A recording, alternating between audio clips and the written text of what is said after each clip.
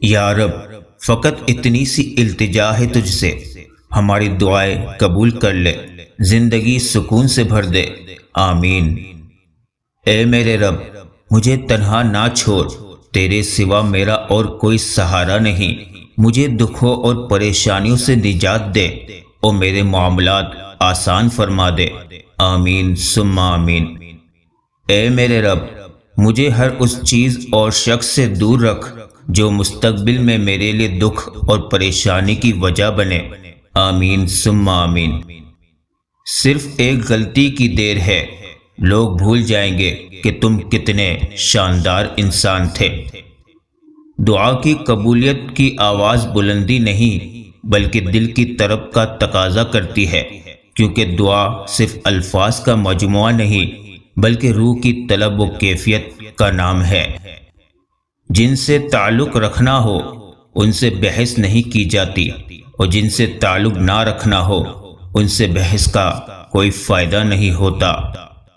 اے بادشاہوں کے بادشاہ، یا الہی، ہمیں اس ختم ہو جانے والی حقیر دنیا کے لیے ضائع نہ ہونے دیجیے گا، اور ہمیں اپنی پاک جنتوں کے لیے خالص کر کے قبول کر لیجیے، آمین یا رب العالمین۔ تم جو دیتے ہو وہ تم نہیں دیتے، تمہیں تو دینے کی توفیق بھی تمہیں دینے والا دیتا ہے، بے شک۔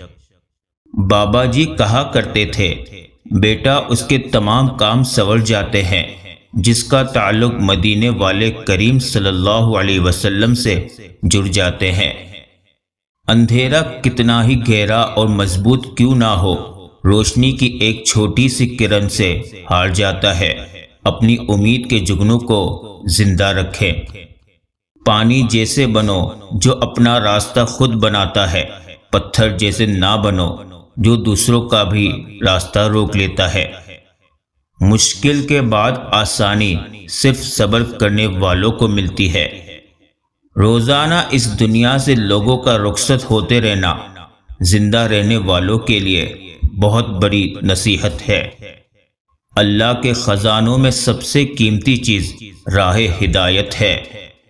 ماں ایسا لفظ ہے جو دونوں ہونٹوں کے ملائے بغیر بولا نہیں جا سکتا۔ اگر محبت کر کے خوش رہنا چاہتے ہو تو انسان سے نہیں اپنے رب سے محبت کرو۔ انسان ہر شے کے بغیر رہ سکتا ہے مگر اللہ کی محبت کے بغیر نہیں رہ سکتا۔ درد اللہ سے بانٹ لو تو روح کو بھی سکون آ جاتا ہے۔ کوشش آخری سانس تک کرنا چاہیے، منزل ملے یا تجربہ دونوں ہی انمول ہے۔ بے شک نماز بھاری ہے مگر ان پر نہیں جو دل سے میری طرف جھکتے ہیں، جنہیں یقین ہے کہ انہیں اپنے رب سے ملنا ہے اور اسی کی طرف پھرنا ہے۔ پریشان نہ ہو، ٹھوکریں بھی ان کو لگتی ہے جن کو اللہ نے تھامنا ہوتا ہے۔ یہ بھی ایک سچ ہے، انسان کو خدا تب ہی یاد آتا ہے جب وہ درد کا مارا ہو، غرض کا مارا ہو یا پھر مرض کا مارا ہو۔ بے شک آدھا سننے والے لوگ پورا مطلب نکالنے کے ایکسپرٹ ہوتے ہیں۔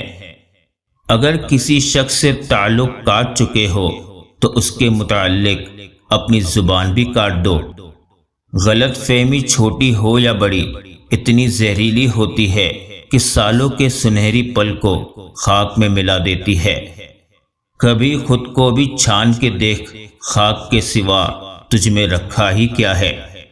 دعا وہ واحد ہتھیار ہے جس کے ذریعے تم اپنی ہر مشکل سے لڑ سکتے ہو۔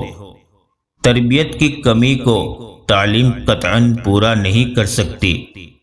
ایک عقل مند سے پوچھا گیا، کسی شخص کی عقل کی پہچان کیسے ہوتی ہے؟ جواب دیا، گفتگو میں غلطی کم اور درستی زیادہ ہونے سے۔ موت کا جھٹکا سب کچھ آف لائن کر کے صرف اچھے اعمال کو آن لائن کر دیتا ہے۔ بھائی کی وفا شادی کے بعد پتہ چلتی ہے، دوست کی وفا مصیبت میں پتہ چلتی ہے، اولاد کی وفا بڑھاپے میں پتہ چلتی ہے۔ تمہیں کیا چیز دوزخ میں لے آئی؟ وہ کہیں گے ہم نماز نہیں پڑھتے تھے۔ کسی کا برتن خالی ہو تو یہ مت سمجھنا کہ مانگنے چلا آیا ہے، ہو سکتا ہے کہ وہ سب بانٹ کر آیا ہو۔ عطا کے ذریعے مختلف ہو سکتے ہیں، مگر اللہ دعائیں کبھی رد نہیں کرتا۔ وقت تو گزر ہی جاتا ہے، مگر اس وقت میں اپنوں کی دی گئی تکلیفیں کبھی بھی نہیں بھلائی جا سکتی۔ گناہوں میں ایک بڑا گناہ پھیلانا ہے۔ اپنے آپ سے اپنے بارے میں سچ بولنا سب سے عظیم ایمانداری ہے۔ ڈگریاں تو تعلیم کے اخراجات کی رسید ہے، علم وہی ہے جو کردار سے جھلکتا ہو۔ ہر ٹھوکر پر احساس ہوا مجھے، اللہ تیرے سوا کوئی نہیں میرا۔ کوئی انسان دکھ اٹھائے بغیر سکھ کی قدر کیسے کر سکتا ہے؟ میں سکون کی تلاش میں تھا، حکم ہوا نماز قائم کرو۔ وہ گناہ گاروں کی بھی سنتا ہے، تم ہاتھ اٹھا کر تو دیکھو۔ اللہ سے رشتہ جوڑ لو، تم سب ٹوٹے رشتے جڑ جائیں گے۔ لوٹ جاؤ اپنے رب کی طرف اور کہو بھٹک گیا تھا میں۔ خالق کو منایا جا رہا ہے اس کے بندوں کا دل دکھا کر۔ گرتا میں خود ہوں، سنبھالتا میرا اللہ ہے۔